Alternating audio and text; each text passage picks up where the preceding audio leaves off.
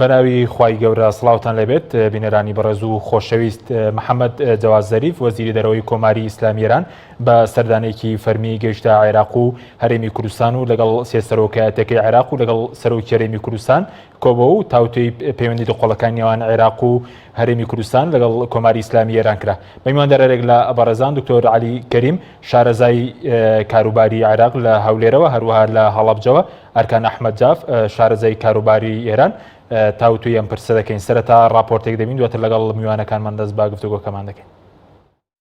وەزیری دەرەوەی کۆماری ئیسلامی ئێران بە سەردانێکی فەرمی گەیشتە عێراق و هەرێمی کوردستان و لەگەڵ سێسەرۆکایەتەکەی عێراق و سەرۆکی هەرێمی کوردستان کۆبووەوە. لە دەستپێکی سەردانەکەیدا وەزیری دەرەوەی کۆماری ئیسلامی ئێران لەگەڵ فواد حوسێن وەزیری دەرەوەی عێراق کۆبووەوە و ژمارەیەک دۆسەی ئابووری و ئەمنی و سیاسیان تاوتوێ کرد. لە کۆنگرێکی ڕۆژنامەوانی هاوبەشدا فواد حوسێن وەزیری دەرەوەی عێراق وتی سەردانەکە ئاماژەیەکە بۆ پتەوی پەیوەندیەکانیان لەگەڵ ئێران و لەم ڕۆوە سوپاسیان دەکەن.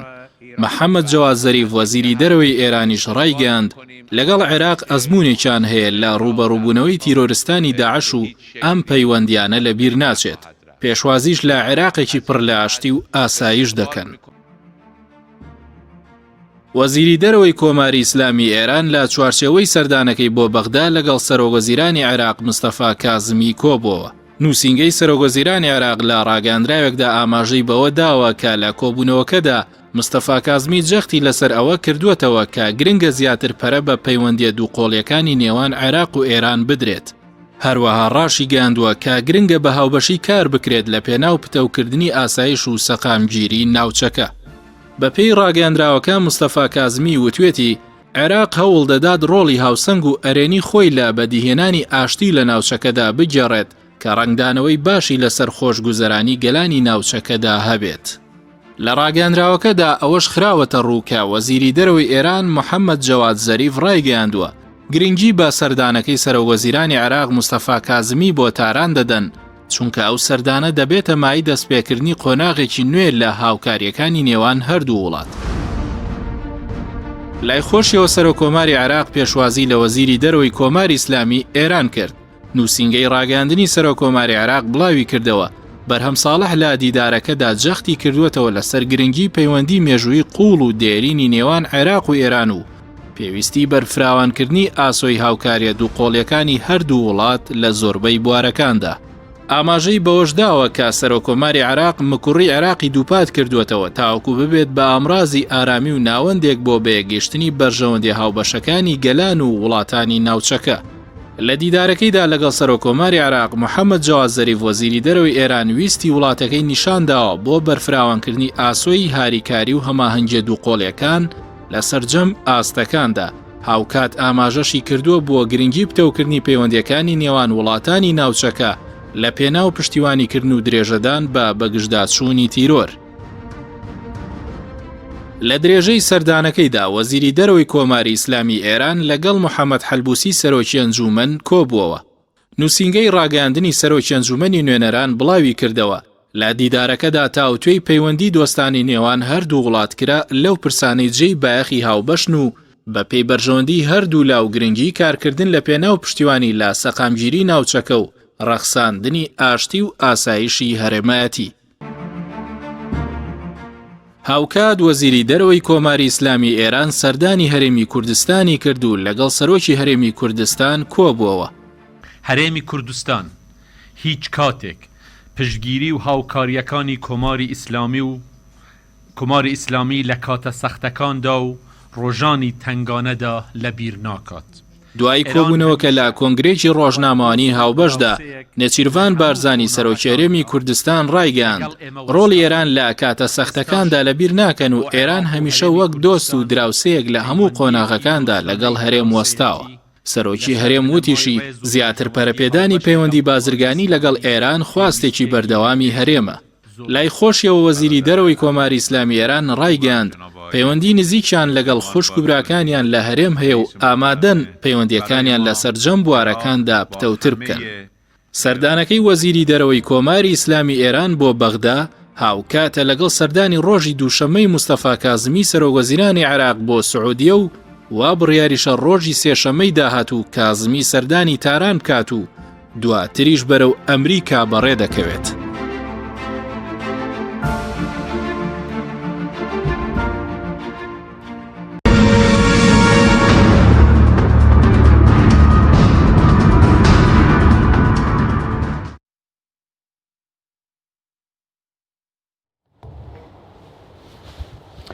جارێکتر سڵاوتان لەبێت بینەرانی بەڕێز، سوپاس بۆ میوانەکانمان. مامۆستاکان گە سەرتا بینە لای بەڕێزت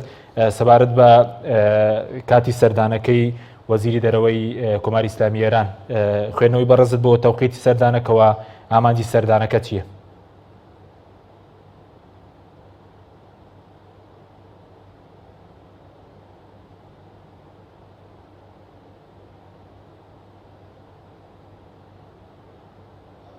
ڕێزەکە بۆ بینەرانی بەڕێزیش لە ڕاستیدا تەوقیتی سەردانەکە زۆر گرنگە لە ئێستاکە تەوقیتێکی زۆر حساسە، هەستیارە بۆ بابەت مۆزوعی ئێران و هەم عێراقوە بەگشتیش ناوچەکە بەگشتێت. توانین بڵین بابەتی سەردانەکەی ئەم جارەی جەواز زەریف بۆ عێراق کۆمەڵێ پرسی زۆر هەنووکەیی لە خۆیەگرێت. یەکێک لەوانە بۆ خۆمان نەزانین لە ئێستاە کە ناوخۆی ئێران دووچاری گرژیەکی زۆر بە تایبەتی کێشەی ئابووری و هەروەها داڕمانی بەهای نرخی بڵین دراوی ئێرانی و لەگەڵەوەشە کێشەی بابەتی تەندروستی لە ئێران و ئەم نەخۆشی کۆرۆنا و هەم لەم کۆتاییانەشا چەند تەقینەوەیەک لە وێزگا جۆراوجۆرەکانی ئێران ڕوویاندا کە خوێندنەوەیەوەی بۆ کرێهەنێکیان دەستی دەرەکی و بە تایبەتیش دەستی ئیسرائیلی تێدا بێت. بۆیە ئەم تەوقیتەی ئێستش بۆ عێراق هەندێک ئاماژەی گرنگە لەگرێ، بە تایبەت ئێستا تەوقیتێکە کە سبەینێ سەرۆک وەزیرانی عێراق سەردانی سعودیە ئەکا و لە ڕۆژی سێشەممە شادیسانەوە سەردانی تارانەکە و هەندێک سەردانی دیکەی وڵاتانی دیکەی نێوچەی بەدەسەوەیە و کۆمەڵێک پەیام ئەوەی کە لێ خوێنرێتەوە جەواز زەریف لەگەڵ خۆی هێنابێتی و لەگەڵ بەرپرسانی عێراقی تاوتویان بکە، بە تایبەتی بابەتی ئابووری کە خۆی لە کۆمەڵێک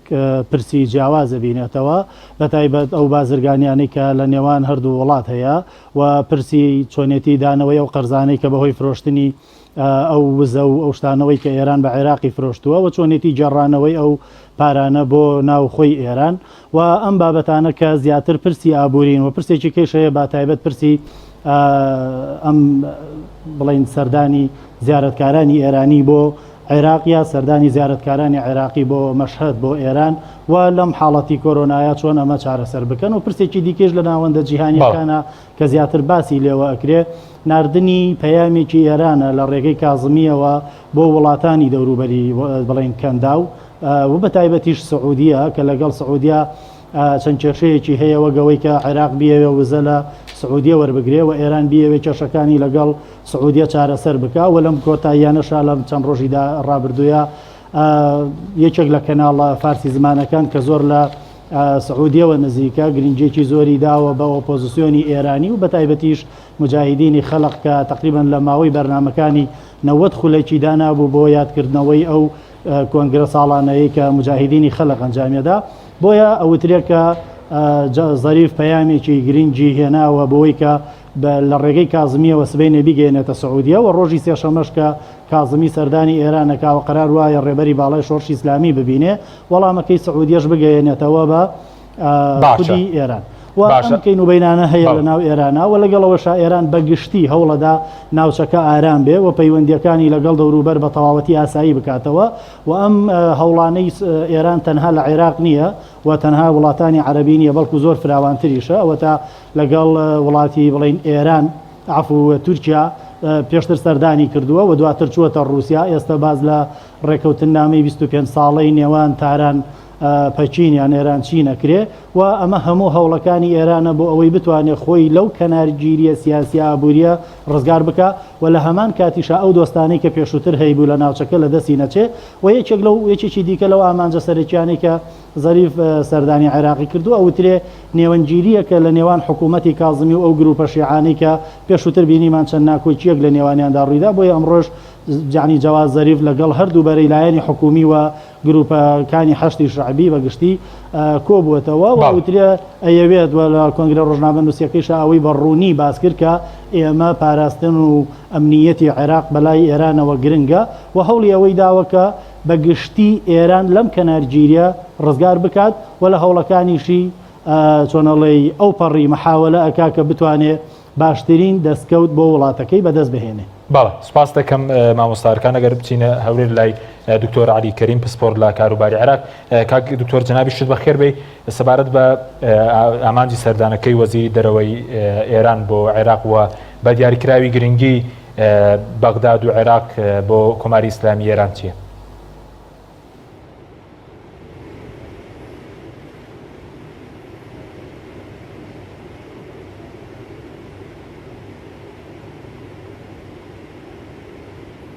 بەڵێ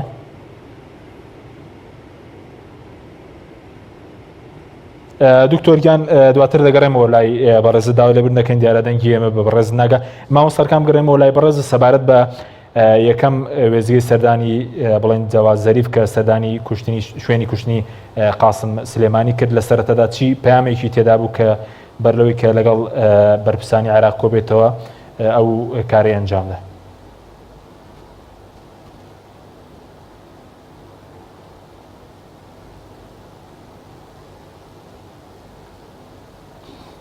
ئەمە ڕاستەکەی دوو پەیامێکی گرنگی تێدایە. یەکەم پەیامێکی نەوخۆییە بۆ ناوخۆی ئێران بۆ خۆمان نەزانین لە سەروبەندی کوشتنی قاسمی سولەیمانی لە ناوخۆی ئێرانە دەنگۆیەکی گەورەی هەبوو و یعنی مەراسیمێکی زۆر گەورەیان بۆ ئەنجامدا چ لە کاتی نوێشکردن لەسەر تەرمەکەی و لە چ کاتی ناشتنی تەرمەکەشی. ئەمە پەیامێک بوو بۆ خودی ئێرانیەکان کە ئێمە کەسایەتیەکانمان یان بڵین ئەوانەی کە خۆی بە ڕەمزی مقاومە لە ئێران خۆیان وەک ڕەمزی مەقاومەت ناسیێنراون ئێمە ئەو کەسایەتیانەمان لا گرنگە و هەستێکی ئاینی نەتەوەیی لە ناو ئێران بەمەڕاکێشە بەلای خۆی. پەیامێکی دیکەشیان بۆ عێراق بەوەی کە ئێمە کەسایەتیەکی وەکو قاسمی سولەیمانی لە ناو خاکی عێراقا چۆنەڵی خوێنی ڕژاوە بۆ وڵاتە خوێنمانداوە و بە هەموو شێوەیەک ئامادەین کە پشتگیری ئەم وڵاتە بکەین. لەبەرەوە وەکو لە کۆنگرە ڕۆژنامە نووسەکەی بە تایبەت لە هەولێریش لەم کۆتاییانی کاتە هەولێر لە کۆنگرە ڕۆژنامە سێکە باسی کردکە ئەوەی نیشانەدا کە تێکەڵ بووە خوێنی عێراقیەکان و ئێرانیەکان بە تایبەت لەو مەقتەعانەی کە باسی هەبوو مادی مهندسیشیە کرد کە خوێنی هەردوو لا تێکەڵ بووە لە یەک خاکی هاوبەش و لە وای نیشانەدا کەم دوو وڵاتە خاوەن بەرژەوەندی هاوبەشن بۆیە ئاماژەیەک بوو بۆ قوڵی پەیوەندیەکانی ئێران و عێراق و قوربانیانەی کە ئێران لە بەرامبەر ئازادیەکان یا لە بەرامبەر پاراستنی ئەمنیەتی عێراق ئەندەیدا. باشە بەس وەکو لایەنی ئابووری کەمڕۆ لە کۆبوونەوەکانیش باسی لێوە کراوە کە باز لە قەباری ئاڵگۆڕی بازرگانی دەکرێت لە نێوان ئێران و عێراق کە ساڵانە 13 میلیارد دۆلارەوە باز لەوە کە دەیانەوێت بۆ 20 میلیارد دۆلار ساڵانە بەرزی بکەنەوە. دەتوانرێت لە سەدەمی کازمی پەرە بە پەیوەندی ئابووریەکانی عێراق و ئێران بدرێت؟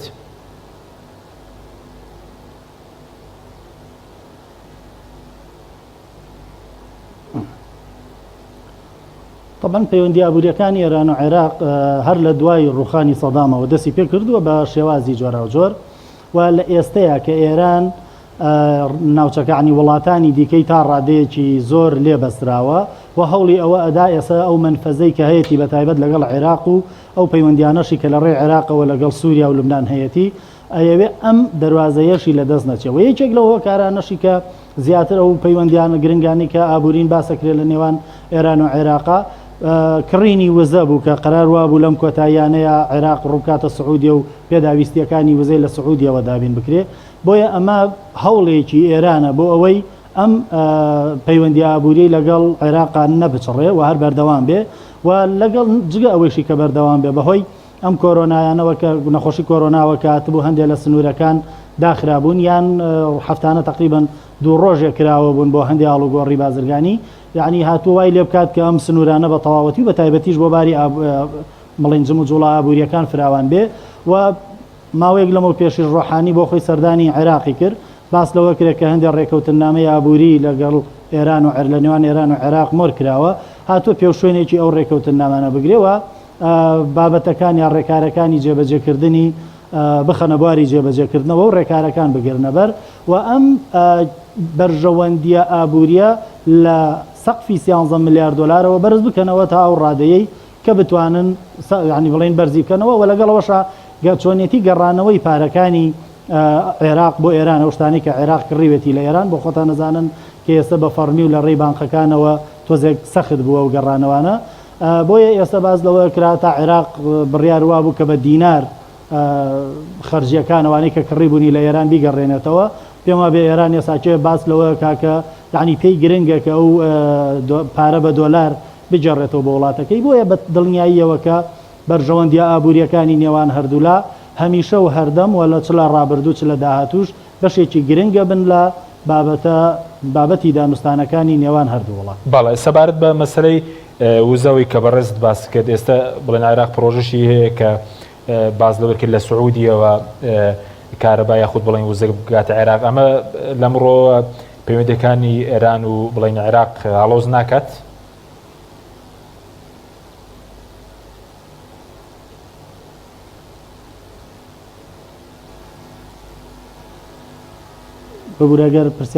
دواتر دەگەڕێمەوە لای بەڕێزت مامۆستاکان دکتۆر علی کەریم داوای لەبوون دەکەین درەنگ هاتینە لای بەڕێزت داوای لەبوون دەکەین ئەگەر سەرەتا لەوە دەست پێ بکەین باخی بڵێن عێراق و بەغداد و هەولێریش بۆ ئێران چیە کە ئەمڕۆ وەزیری دەرەوەی ئێران سەردانی هەردوو پایتەختی کردووە. بەناوی خوای گەورە سڵاو لە جەنابن لە میوانە بەڕێزەکەت لە هەموو بینەرانی خۆشەویست و عەزیز. لە ڕاستیدا پەیوەندی عێراق و ئێران وەکو دووڕوو یەک دراون و یەکێک لە دەواازە گرنگەکانی ژیان بە هەموو ماوەیان فراوانەکانی ئێران ئەمڕۆ عێراقە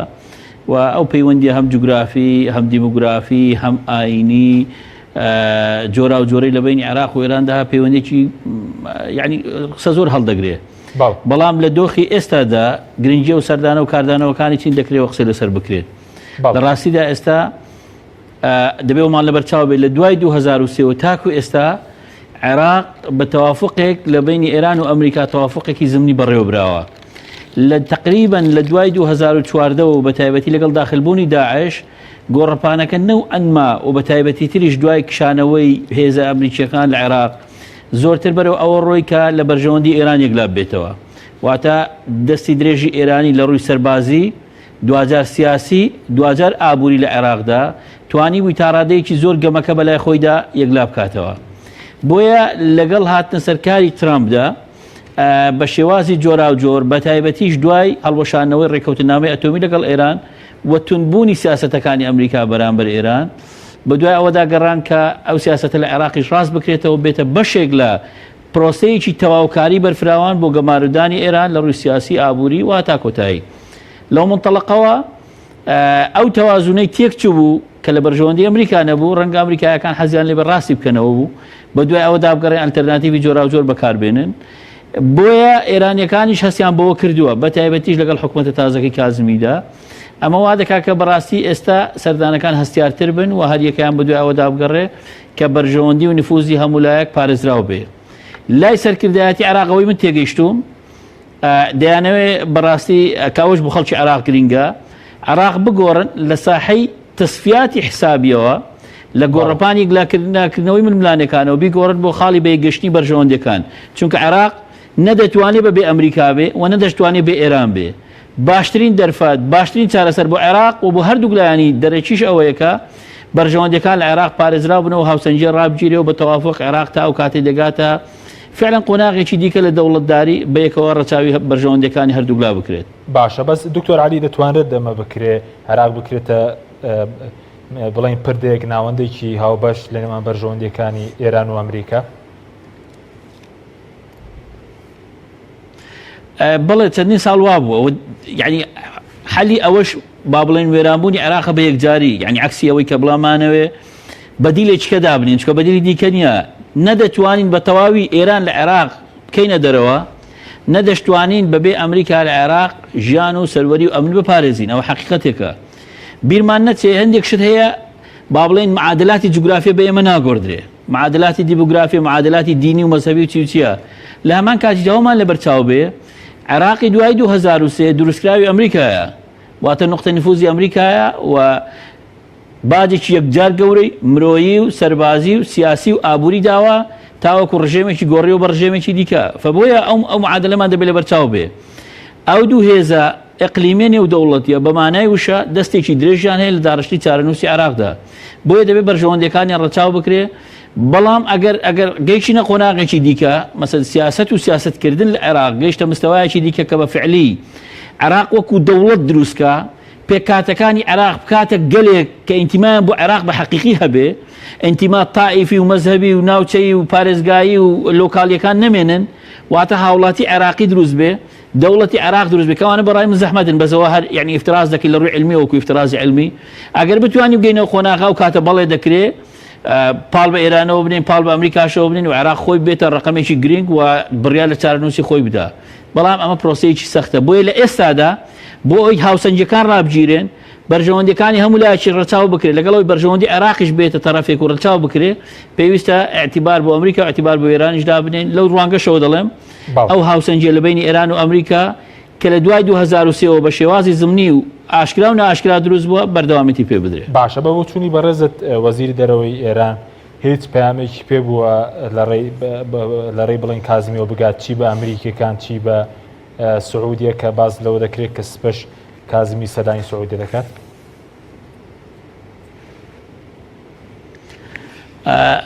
من ئاگداری بزەبت ناوەڕۆکی قسەکان و دانیشتەکان نیم بەڵام بە شێوە گشتەکەی ئەگەر بڵێم بەڵێ بە دڵنیاییەوە چونکە ئەو تەوەجوهی باسم کرد کە ئەمریکا دەیەوێت هاوچێشەکە ڕاستکاتەوە ڕەنگە بۆ ئێرانیەکان دۆخێکی سەخت بێنێتە پێشەوە ئەوان بە دوای ئەوەدا دەگەڕێن لە حدودێک ئەو پرۆسەیە ڕابگرن ئێستا تەوەجوهی ئابووری عێراق خەریکە بەرەو کەنداو بڕوە ئێستا بە شێوەیەک لە شێوازەکان هەوڵی دروستکردنەوەی دەوڵەتێکی سنترالی لە عێراق هەیە کە ئەمەش بەڕاستی ڕەنگە لە بەرژەوەندەکانی ئێران نەبێ فەلەو منتەڵەقەوە دەڵێم یعنی بەگشتی تەوەجوهەکە بەرەو ئەوەیە کە ئێرانیەکان دەیانەوێ دەستێکی باڵایان لە ئیدارەدانی عێراقدا بمێنێ هەم لە ڕۆ سیاسەکەی هەم لە ڕۆ سەربازەکەی هەم لە ڕۆ ئابووریەکەی چونکە بەرژەوەندەکانی ئەوان لە عێراقدا بەرژەوەندی استراتیجی و دوورمەدان بۆیە ئەو سەردانش هەر دەچێتەوە چوارچێوە بەڵام وردەکاریەکانی نەمن باسی دەکەم بۆ دەزانیاری دەقیقیشم هەیە باشە بەس وەکو ئەوەی کە ئێستا هەژمونی ئێران دوای کوشتنی قاسم سلێمانی لە عێراق گۆڕانکاری بەسەردات و یاخود کازمی ئەگەر ئاراسەیەکی شەبێ لە ڕووی ئابووریەوە بە ڕۆڵاتنی کەنداو دەتوانێت ئەوانی کە لە ئەنگری ئێرانن بتوانێت ڕایان بگرێت لە عێراقا ئەوە پرۆسەیەکی یەکجار قورسە یعنی عملیەکە با بڵێن ناڵم وەکو عملیاتی دڵ و چاوایە بۆ هەر کەسێک لە عێراق بێ بە فعلی بێتە قائیدێکی سیاسی خاوەن بڕیار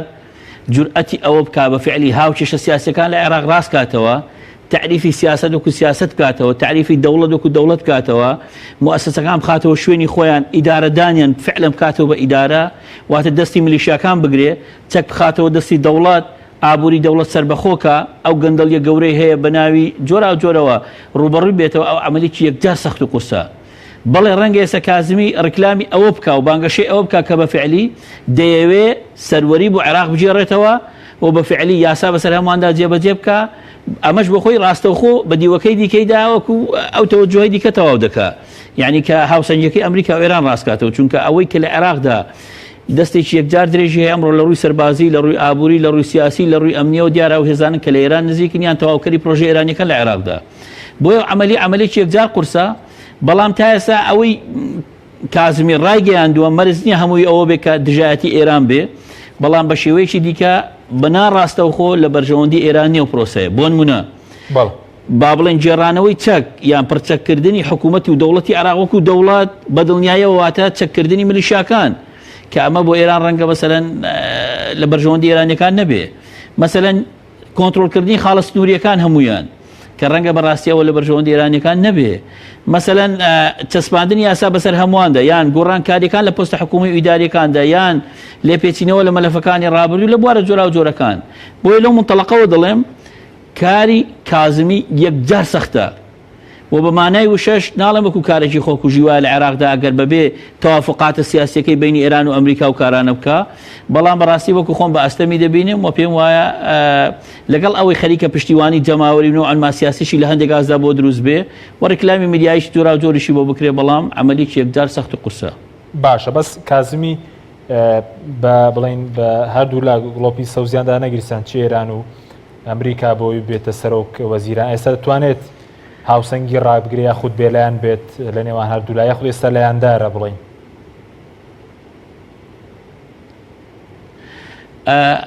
ئەو ڕکلامی ئەوە دەکات کە بێلایەنە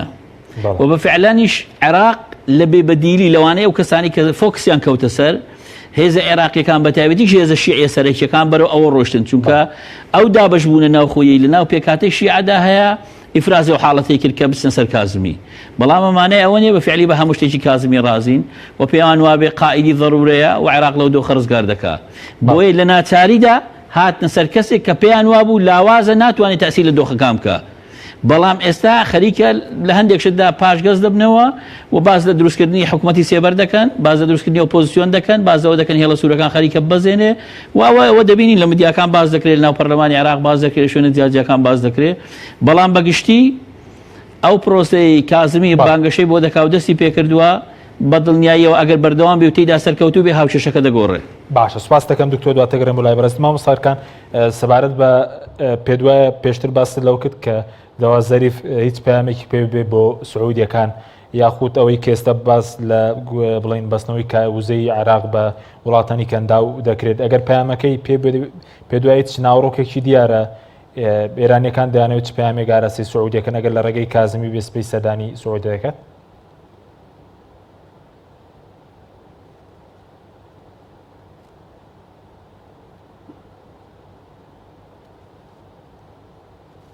وتمان کە پەیامەکانی ئێران بۆ سعودیە دوو ئاڕاستەگرێت یەکەمیان ئەو هاوکاریانی کە ئەگەر بێنە سەر بابەتی دووەمیان ئەو هاوکاریانی کە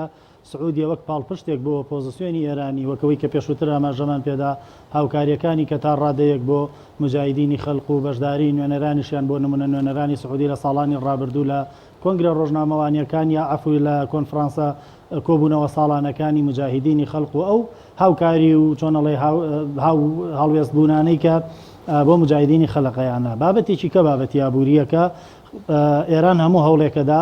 کە نەبێت هیچ بەدیلێکی بۆ عێراق لە جێی خۆی نەگرێتەوە واتە هەموو ئەو سەرچاوە وزەیانەی کە عێراق پێویستێتی لە ئێرانەوە دابین بکرێەوە بە تایبەتیش بابەتی کارەبا و زیاتر لەوەش ڕۆشتووە کە ئەو ڕێکەوتنەکەی وەکو وتمان پێشووتر لەگەڵ ڕۆحانی و بە تایبەتیش بەستنەوەی هێڵی ئاسنی یعنی ڕاکێشانی هێڵی ئاسن لە عێراقەوە بۆ ئێران و لە ئێرانەوە بۆ عێراق و بەستنەوەی ئابووری هەردوو وڵات و ئەو فراوانکردنی تۆڕە چۆنەڵی ئاسنیەکان بۆ شارە مەزهەبیەکان بە تایبەت نەجەف و کەربەلا ئەم بابەتانە گرنگێکی تایبەتی هەیە لای ئێران و ئێستا ئێران عێراق بە گشتی بە تەواوەتی بە دەرچەیەکی سنووری خۆی دادنێ چونکە هیچێکە لەو وڵاتانەی کە هەم دراوسەیەتی سنوورێکی زۆر زۆری لەگەڵ ئێران هەیە و بە شێوەیەکی ئەگەر بڵین لە سەدا 50 بێ لە دانانی سەرۆکوەزیران یا بەرپرسە باڵاکانی عێراقا کاریگەری هەیە و بە تایبەت کا لە کۆنیشدا پەیوەندیەکی باشی لەگەڵ کازمی هەبووە چونکە کازمی لە سەرەت دەوڵەتەکان لە کابینەکانی پێشووتر بەرپرسی باڵای بواری ئەمنی بووە و بەرپرسیارەتێکی لە کۆمەڵێک بابەتی ئەمنی پەیوەندی ئەمنیەکانی لەگەڵ سعودیە لەگەڵ وڵاتانی دیکەی کەندا و هەتا پەیوەندی ئەمنیەکان لەگەڵ ئەمریکا بۆیە کازمی بۆ خۆی شارەزای هەندێکی نوبینی بابەتە ئەمنیەکان و بابەتە ئابوووریەکانە و تا ڕادەیەکی ژەم لەلایەن ئێرانەوە و هەمیش لەلایەن سعودی و ئەمریکاشەوە قبول کراوە بۆیە ئێران هەموو هەوڵێکەدا عێراقی لەدەست دەرنەچێ و لەگەڵەوە عێراق بەکار بهێنێ وەک نێوەنگیریەک بۆ چاکردنەوەی پەیوەندیەکانی چ لەگەڵ سعودیە چ لەگەڵ ئەمریکا و ئەو پێگە ئابوووریانەی ئێرانیش کە هەیەی لە ناوچەکە نەک ئەوەی کە نایەوێت لە دەستی بچێ ئەیەوێ زۆر بەهێزتر و بگرە فراوانتریشیان بکات. بەڵێ سوپاس دەکەم ناوبڕێکمان هەیە دواتەگرم بۆ لای بەڕست بەڵە بینەرانی بەڕست ناوبڕێکی کورت و دەگەڕینە وڵات. تۆپ تاکە بریکاری تۆڕی میدیایی کۆمەڵ بۆ دروستکردن و بڵاوکردنەوەی ڕێکلام تۆپ.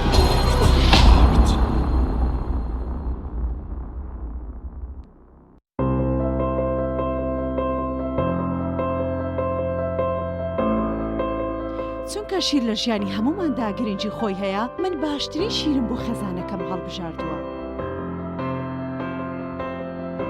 هەموو کات شیری ئاڵتونسا بە منداڵەکانم دەدەم بۆ ئەوەی مێشتێکی چالاک و داهێنەرانەی هەبێت. من بە شیری ئاڵتونسا کێک و شیرینی دروست دەکەم. شیری ئاڵتونسا ڕۆڵێکی گرنگی لە خێزانی ئێمەدا هەیە. 100% سروشتی تامێکی نایە.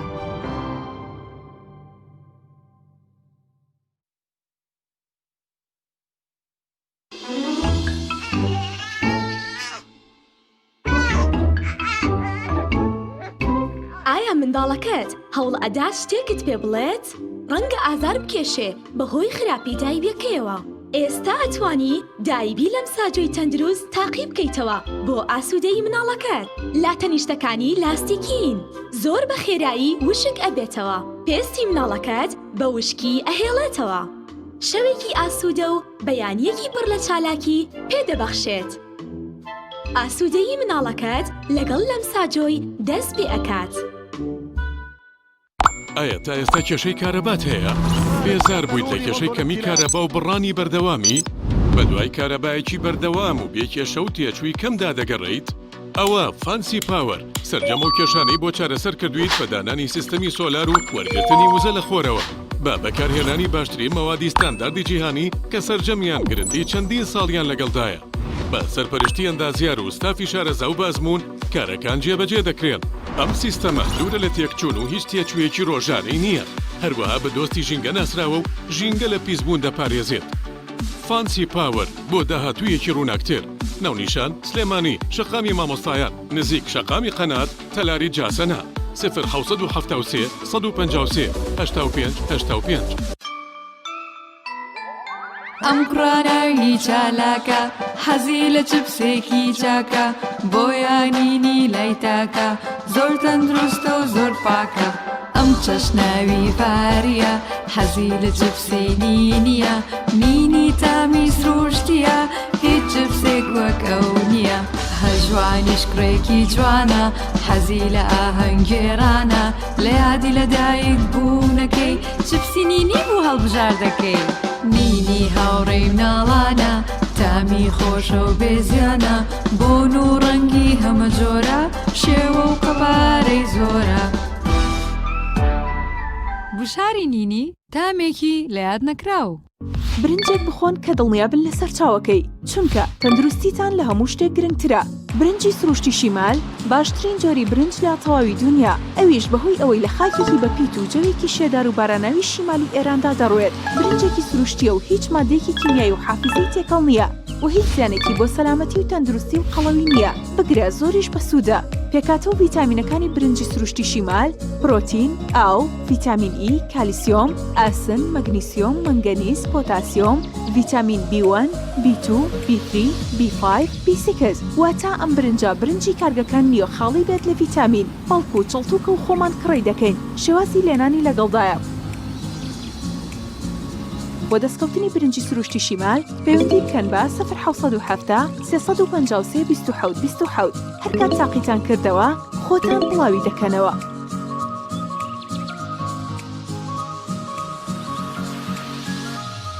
تۆپ ئارت تاکە بریکاری تۆڕی میدیایی کۆمەڵ بۆ دروستکردن و بڵاوکردنەوەی ڕێکلام.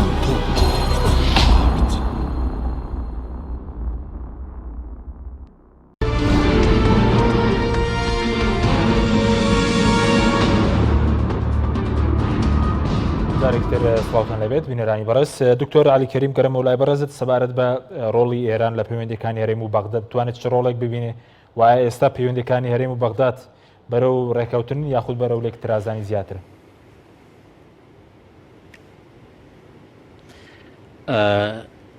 بە بڕوای من دوو ئاراستەیە. بەشێکیان ئێمە ومان بیر نەچێ کە هەرێمی کوردستان بۆ ئێران بە فعلی زۆر گرنگە، یعنی هەم سلبیان تەسیرێکی ڕاستەوخۆ لەسەر ئێران و عمقی استراتیجی ئێران و ئاسایشی نەتەوەی ئێران هەیە، هەم بە شێوە ئیجابیەکەشی لە ڕوو ئابووری و لە ڕوو ئەمنیەکەی و دیسان بۆ ئێران خاڵێکی یەکجار گرنگە. لەو منتەڵەقەوە کە ئێرانیەکان وا دەڕوان بۆ هەرێمی کوردستان ناوچەیەکی یەکجار گرنگە ئەوە بەشێکی زیندوو لە عێراق مامەڵێکی تایبەتیشی لەگەڵ دەکەن. ئێمە ومان بیر نەچێ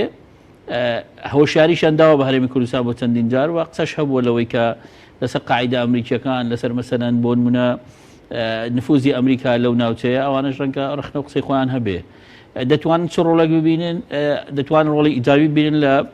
ناو بژیوانی و ئاشتەوایی، بەڵام لە یەک خاڵی زۆر گرنگکەیە لە بەرچاو مامی لێرەدا. ئایا بە فعلی ئێرانیەکان لەگەڵ ئەوەن هەرێمی کوردستان هەرێمێکی بەهێز بێ لە ناو عێراقدا ئەوە ئیتر قسەیەکە دەکرێت پرسیاری زۆری لەسەر بکرێ و گفتوگۆی لەسەر بکرێ یان دەیانەوێت بە فعلی حکوومەتی ناوان ببێتە حکوومەتێکی ناون وەک چۆن دەڵێ من لە بەسرا و لە ئەنبار و لە کوێ بە فعلی محافزەکان دەخەمەوە ژێر کۆنتترۆلی حکوومەتی مرکزی هەرێمی ژوا لێ بکە بڕوای من وایە یعنی ڕەنگە دەتوام هەموو شتێک لێرە بڵێم بەڵام ئەوەندەی کە بمەوێت لێرە بیڵێم بە سادەیی بڕوای من وایە پەیوەندیەکانی هەرێم و بەغدا کە ناگەنە ڕێکەوتن کۆمەڵێک فاکتەری هەرێمی تێدایە کە بەمانای وشە ڕەنگە وڵاتانی ئەقلیمی بەگشتی پێیان باش نەبێ هەرێمی کوردستان ببێتە هەرێمێکی بەهێز چونکە کاریگەری ڕاستەوخۆی لەسەر کێشەی کورد لە وڵاتانی دیکە دەبێ ئەمە ئەوەشمان بیر نەچێ لە دوای پرۆسی ڕێفراندۆمەوە پەیوەندیەکانی هەرێم و بەغدا ڕۆژ بە ڕۆژ کە گەیشتونەتە ئاسێکی یەکجار خراپ ئاعتیباری هەرێمی کوردستان لە بەغدا زۆر لاواز بووە و بەمانای وشەش بەغدا ئەمڕۆ ڕەنگە حسابی کەوتوو بە هەرێمی کوردستان و خواستەکانی و متاڵبەکانی نەکە هەر بۆ یەشە دەڵێن بە فعلی کێشەکانی نێوان هەرێم و بەغدا و چۆن کێشەی کۆن و نوێن بەمانای وشە تا ئێساوەی من تێی دەگەم لەو گفتوگۆ مفاوەزاتانەی لە بینی عێراق و هەرێمدا هەیە تەسەور ناکەم بگەنە ڕێکەوتن و لەوە ناچێت لاری کە بلەم لەو قۆناغدا بگەنە ڕێکەوتنێک کە بەرژەوەندی و مافەکانی گەلی کوردستان بپارێزێ بەڵێ بەس ئێران خوازیاری ئەوەیە هەرێم و بەغداد ڕێک بکەون ئەوەندەی کە بەڕێزت خوێندنەوەت بوو هەبێت ئەخە چ شێوازێکی ڕێکەوتن قسەکە لەسەر ئەوەیە ڕەنگە بەڵێ ئێرانیەکان پێیان زۆر خۆش بێ بەغدا و هەرێم بگەنە ڕێکەوتن بەڵام چ جۆرێک لە ڕێکەوتن چونکە ئەمە پرسیارە گەورەکەیە هەرێمی کوردستانیش دەڵێ دەمەوێت ڕێککەون لەگەڵ بەغدا و بە فعلیش زۆر جددی لەو ڕێکەوتنە بەڵام چ جۆرێک لە ڕێکەوتن بەغداش دەیەوێت لەگە هەرێم ڕێبکەوێت بەڵام چ جۆرە ڕێککەوتنێک بڕوای من وایە ینی هەرێمی کوردستان دەبێ مانۆڕێکی سیاسی تازە جوڵەیەکی نوێ بکە و بەمانای وشە بە بیرکردنەوەی جیاواز بە کاراکتەری نوێ بە ڕێگای نوێ کۆمەڵگەی نێو دەوڵەتی بکاتە بەشێک لە پرۆسی دانوستان لەگەڵ بەغداوە ڕوبەڕووی بەرپرسیارەتی خۆی بکاتەوە چونکە ئێمە لە بەرمی دوو هاوکێشەداین یا ڕێگەمان دەسەر بە خۆمین خۆمان ئیداری وڵاتی خۆمان بکەین ئابووری خۆمان بکەین یان کە نەیان هێشت و نایڵن ئەگەر ڕێگە نادەیت دەتەوێت هەرێمی کوردستان بەشێک بێ لە عێراق گەلی کوردستان بەشێک بێ لە گەلی عێراق ئەوە دەبێ مافەکانی هاوتا و هاوشان بێ لەگەڵ هاوڵاتیان و پێکاتەکانی دیکەی عێراق ئێدا ڕێگەی ئەوەش نادەیت ئیتر گرفتەکە لێرە دروست دەبێت دەبێت کۆمەڵگەی نێو دەوڵەتی لێرە قسە بکە واتە یعنی مەبەستم ئەوەیە کۆمەڵگەی نێو دەوڵەتی دەبێت لەمە و دووە بە فعلی بخرێتە بەردەم بەرپرسیارەتی ئەخلاقی و قانونی خۆی بە تایبەتی ئەومان بیر نەچێ هەرێمی کوردستان بوعدێکی دەولی هەیە ناوچەی نفوزی ئەمریکایە بە بڕیارێکی نێو دەوڵەتی ئەو ناوچەیە دروستکراوە یعنی ئەومان بیر نەچێ هەرێمی کوردستان لەگەڵ ئەوەی بەرهەمی خەبات و قوربانیدانی یەکجار دوور و درێژی خەڵکی کوردستانە و قوارەکەی دەبێت بپارێزین و ئیشی زۆر جددی بکەین لەوەی کە قوارەکە یەکسان نەکەین بە حیزبەکانیان ئیدارەی ئەوانەی ئیدارەی قوارەکە دەکەن بەڵام ئەومان بیر نەچێ هەرێمی کوردستان بە نفوزی ئەمریکا دروستکراوە بڕیاری 688 و دوای دروستکردنی ناوچەی دژەفڕین و دوای جیاکردنەوەی بەشە خۆراکی هەرێمی کوردستان لە پرۆسەی نەوت بەرامبەر خۆراک لە عێراق و دوای پاراستنی هەرێمی کوردستان لە چەندین ساڵی ڕابردوودا و دوجارکردنی هەرێمی کوردستان یانکردنی جێشی کوردی بە شەریکی ئەمریکا لە ڕزگارکردنی عێراق وا دەکا کە بڵێم و ئەو پەیوەندی دوور و درێژ و فراوانی لە بینی ئەمریکا و هەرێمی کوردستان هەیە دەکا بڵێم ئەو منتیقەی بوعدێکی دەولی هەیە بەشێکە لە نفوزی ئەمریکا بۆیە دەبێ ئەمڕۆ هەرێمی کوردستان جوڵەیەکی سیاسی تازە بکە کۆمەڵگەی نێو دەوڵەتی ئەمریکا و یەکێتی ئەوروپا و یوێن و ئەوانە کاتە بەشێک لە پرۆسەی دانوستان و گفتوگۆ و ڕوبەڕووبوونەوە لەگەڵ بەغدا بۆ ئەوەی بە فعلی بگەنە چارەسەرێک کە یعنی لانی کەم قوارەی هەرێم بپارێزێ ماف و شایستەداراییەکانی خەڵکی کوردستان دەستەبەر بکە چونکە من وا تێگەیشتم بەغدا بە هیچ شتێکی ئەوتۆ ڕازی نابێت کە ماف و شایستەداراییەکانی خەڵکی کوردستان بدا ڕەنگە هەرێمێکی بوێ هیچ جیاوازی نەتەوەیی نەمێنێ خصوصیەتی نەمێنێ لەگەڵ محافزەکانی دیکەی عێراق کە ئەوە ڕاستی لە بەرژەوەندی خەڵکی کوردستان نییە و ئەوەشمان بیر نەچێ خاڵم زۆر پێگرینگە نوێنەرانی کورد لە بەغدا هەر کەسێک نوێنەری کوردە لە بەغدا و خیتابی هەرێمی کوردستانیش خیتابێکی زۆر لاوازە کاتێک کە بەعدەنەتەوەیەکە بزر دەکا بۆیە دەبێت هەمیشە ئێمە تەرکیز لەسەر ئەوە بکەین کە نوێنەرایەتی هەرێمیش لە بەغدا ئەوانەی بەرپرسی کوردن لە بەغدا ئەوەیان بیر نەچێت نوێنەرایەتیی نەتەوەیش دەکەن لە پێڵ نوێنەرایەتی دیموکراسیەکەدا واتە عێراق لەسەر بنەمای شەراکەتی دوو نەتەوە دروستکراوەتەوە عێراقی دوای 2003 کە دەستورەکەی بەو شێوەیە نووسراوە زمان دوو زمانی ڕسمی هەیە و پێکاتەی عێراق مەسەر ئەو دووگە لە سەرچینە و هەرێمی کوردستان خصوصیەتی خۆی هەیە و هەرێمێکی فیدرالیا دەبێت ئەو خصوصیەتە ڕەچاو بکرێت ئەمە وا دەکات کە خیتابی هەرێمی کوردستان لە بەغدا اعتیبارێکی هەبێ ئەوەش کۆمەڵگەی نێو دەوڵەتی لە پشت بووە بۆیە دەبێت ئێستا هەرێمی کوردستان عفو کە قسەکانم درێژ نەبێتەوە بەس بەستمەوەیە هەرێمی کوردستان بەو خیتابە تەقلیدیەی بەرەو ڕووی بەغدا دەڕوا و دەیەوێت بەغدا مافەکانی بە ئاسانی پێبدا بە دڵنیاییەوە هیچ ئەنجامێکی نابێ چونکە ئاعتیباری هەرێمی کوردستان لە بەغدا لاوازە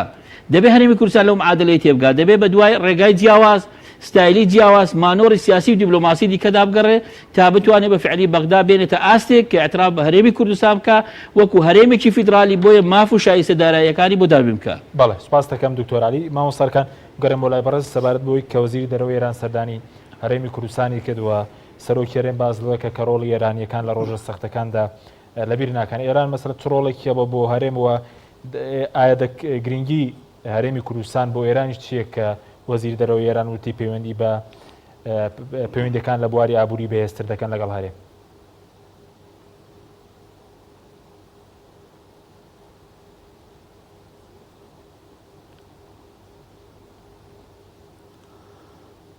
طبعا ئەگەر سەرنج بدەینە کۆنگرە ڕۆژنامە نووسیەکەی بڵین سەرۆکی هەرێم و محەممەد جەواد زەریف ئەگەر سیرێکی ینی سەرنجێک بدەینە سەر قسەکانی محەممەد جەواد زەریف هەستەکەین زۆر بە مۆرتاحی و زۆر چۆنەڵی بە دەموچاوێکی پێکەنی ناوی زۆر بە سادەیی خۆی زۆر نزیک لە هەرێمی کوردستان و بە تایبەت هەردوو نەتەوەی بڵین کورد و ئێرانیەکانی بە تێکەڵ لە یەکتری ئەزانی و لە ڕووە سیاسیەکەشەوە ئەگەر سەرنج بدەینە مێژووی پارتە کوردیەکان و بە تایبەتی شێچێتی و پارتی کە ئێستا حکومڕانی تەواوی بڵین کوردستانن مێژوویەکی زۆر کۆنیان هەیە لە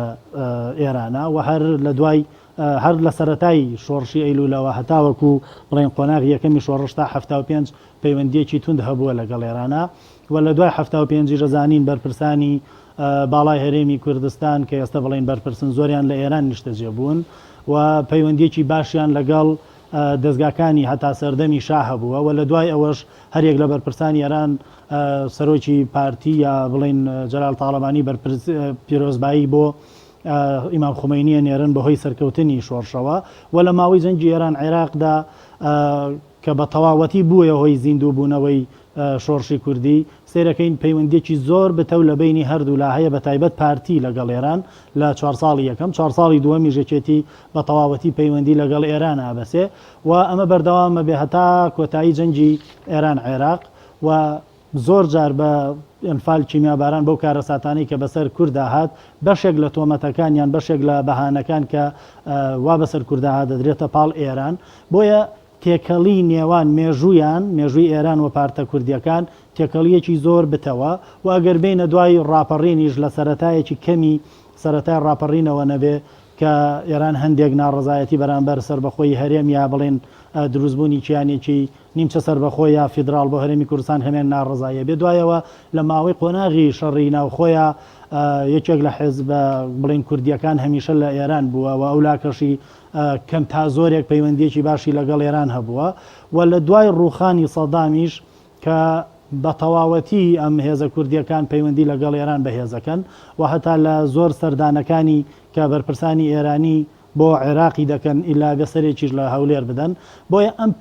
پەیوەندیەکی قوڵە و ئەمڕۆژ بە تەواوەتی محەممەد جەواد زەریف زۆر بەڕوونی ئەوەی وت کە ئێمە پەیوەندیەکە تەنها پەیوەندیی سیاسی نییە بەڵکو پەیوەندیەکی کۆمەڵایەتی و خزمایەتی و ئەوانەشە لە سەرەتاکانی ڕیفراندۆم و سەر ئەنجامی ڕیفراندۆمەکە و چەند مەقطعێکی کەم دوایەوە ئێرانیەکان هەندێک ناڕازی بوون بە ڕیفراندۆم و ئەویش زیاتر لەگەڵ یەکپارچەی خاکی عێراق و بەگشتیش لەگەڵ یەکپارچەی وڵاتانی ناوچەکان لەو ماوەکەمانە نەبێ ئەبینین پەیوەندیەکانی ئێران لەگەڵ هەرێمی کوردستان پەیوەندیەکی زۆر بتەو بووە و لە دەورانی سەردەمی شەڕی داعشیشا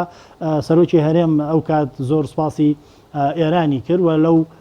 هەڵوێستانی کە ئێران بەرامبەر هەرێم لەو هاوکاریانەی هەبووە قەدردانی خۆی نیشاندا بۆیە پەیوەندیەکانی ئێران و هەرێمی کوردستان زۆر بەهێزە و تەنانەت ئێران هەرێمی کوردستان بە بەشێک لە پشتێنەی ئەمنی خۆی ئەزانێ و لە سەرەتاکانی بڵێن جەنگی لەگەڵ داعشا چەندین جار بەرپرسانی ئێرانی ئەمەیان دووپات کردوێتەوە کە ئێمە هەرگیز ڕێگە نادەین هەرێمی کوردستان بکەوێتە ژێر دەسەڵاتی داعش هەتا لە یەکێک لە وتارەکانی کە ڕۆحانی سەردانی هەمەدانی کرد بە ئاشکرا ئەوەی وەدەگەر ئێمە لە هەولێر شەڕ لەگەڵ داعش نەکەین ئەبێ دوای چەند مانجێکی کە لە سنوورەکانی سنە و هەمەدان شەڕ لەگەڵ داعش بکەین بۆیە ئەم پەیوەندیانە جگە لە پەیوەندی سیاسیەکان پەیوەندیەکی گرنگی ئابووریش بووە بۆ خۆمان دەزانین کە بە تایبەت هەرێمی سلێمانی کە هەموو بڵێن سنوورە نێودەوڵەتیەکانی لەگەڵ وڵاتی ئێران هەیە ئەوە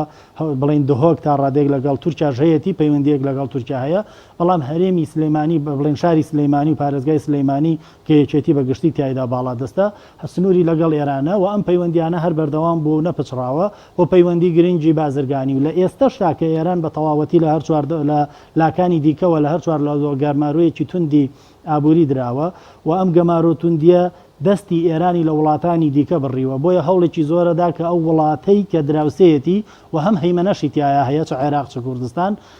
بەکار بهێنێ بۆ بەرژەوەندی ئابوووریەکانی خۆی بۆیە هەتا لە ڕێی عێراق و کوردستانیشەوە زۆر جار پەیوەندی بە دنیای دەرەوەکە بۆیە هەولێر یا بڵێن هەرێمی کوردستان پێگەیەکی ئابووری بەهێزی بۆ ئێران هەیە و لە بەرامبەریشە ئەرێمە چەند سوودێکی ئابووری لە ئێران وەرگرتووە باشە زۆر بە کورتی سەبارەت بەوەی کە ئێرانیەکان ئێستا ڕۆڵیان دەبێت لە نزیکردنەوەی پەیوەندیەکانی هەرێمی بەغداد بە کورتی بێ دەقەیەک سوپاس دەکەم.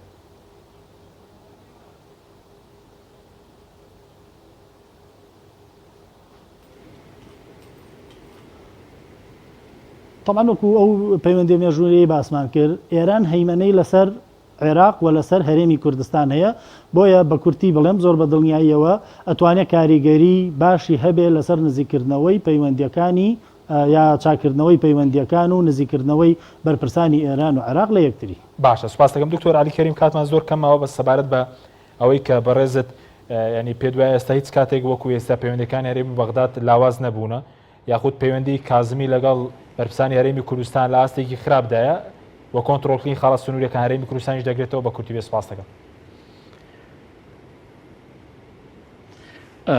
زۆر سپاس بڕوام وانە پەیوەندیەکان خراپ بن وەکو ئێستا نا بەڵام اعتیباری هەرێمی کوردستان و قورسایی داواکاریەکانی کورد لە بەغدا زۆر لاوازە پرسیارەکە ئەوەیە لەنا پەیوەندی و سەردان و گفتوگۆ هەیە و کورد لە بەغدا پۆستی زۆری بەدەستەوەیە بەڵام اعتیبار و احتیمامدان و ڕێزگرتن لە قسە و داواکاریەکانی کورد لە بەغدا لە کەمترین ئازدایە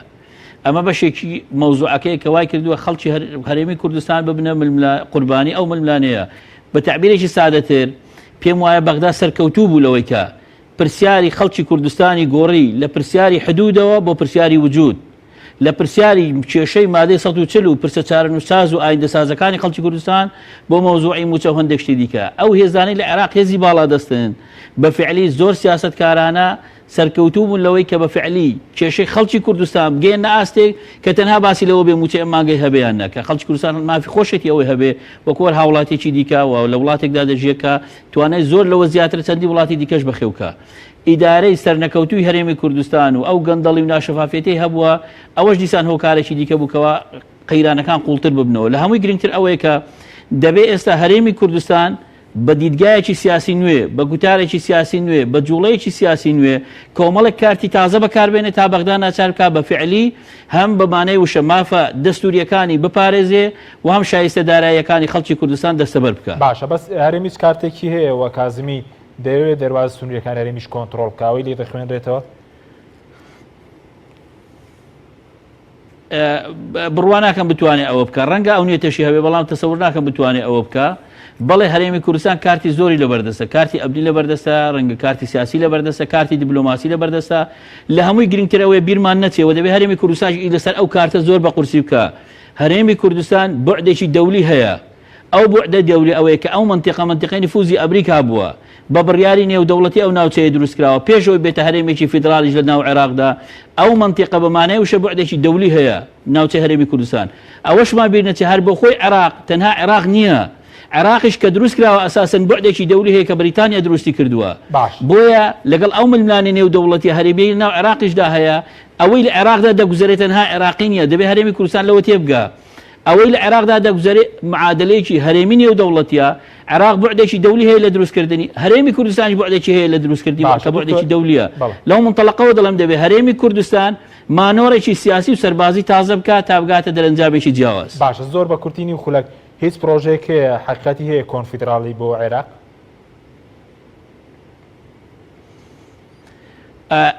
لە پێش ڕیفراندۆمەوە قسە و باسانە هەن ئێستا بەڵێ باز لە پرۆژەیەک دەکرێت کە تەرحی سێم بێ نە ئەوەی بە فعلی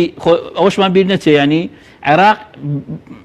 تاو ماوەی پێشوش بە فعلی شێوە دابژبوونێکی کۆنفدرالی هەبووە سێپێک هاتەکە وەکو سێپێک هاتی ناو عێراق شێوە کۆنفدرالیەتێکیان نێواندا هەبوو بەڵام لەگەڵ دروستبوونی با بڵێن جەنجی داعش ئەو بابەتە نەما و لە دوای پرۆسی ڕفراندۆمیش هەر بە تەواوی نەما ئێستا دەبێت ئەوە بڵێن بەڵێ پرۆژەیەکەیە بەڵام لە هەمووی گرنگتر ئەوەیە کە هەرێمی کوردستان لە قۆناغی ئێستادا تەسبیتی ئەوە بکە کە بە فعلی مافە دەستوریەکانی وەکو هەرێمێکی فدرال پارێزراو بێ لە قۆناغێکی دیکەدا بە خیتابێکی بەهێزەوە لەگەڵ بەغدا بیر لە حەلی سێم بکاتەوە. سپاس دەکەم زۆر سپاس بۆ بەرزان دکتۆر علی کەریم پسپۆڕی کاروباری عێراق لە هەولێرەوە هەروەها ئەرکان ئەحمەد جاف شارەزای کاروباری ئێران لە هەڵەبجە و سپاس بۆ بینێرانی بەڕێز سپاس بۆ هاوکارانم خواتان لەگەڵ.